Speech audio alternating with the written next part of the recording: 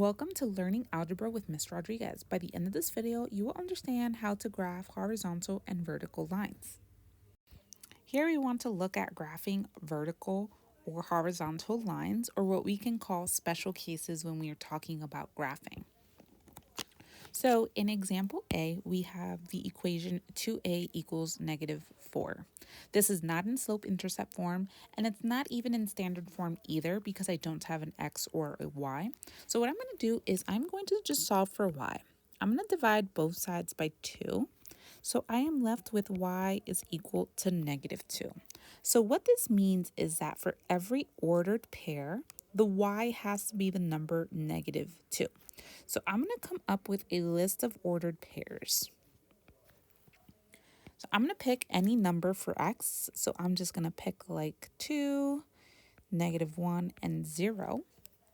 And this means that for every x value, the y value has to be -2 based on the equation. So if I go ahead and try to plot this, so 2, -2, -1, -2, 0, -2, what I create is a horizontal line. So every time I have an equation of y equals a number, I will create this horizontal line on that number. Similarly, I have in my example B, I don't have anything in slope-intercept form, no in standard form, so I'm just going to isolate my variable x. So x is equal to 3. So what this means is that for every ordered pair, the x value has to be the number 3. So I am going to put my x value of 3, but my y value can be any number. So I'm just going to use the same numbers, 2, -1, and 0. So what I create is,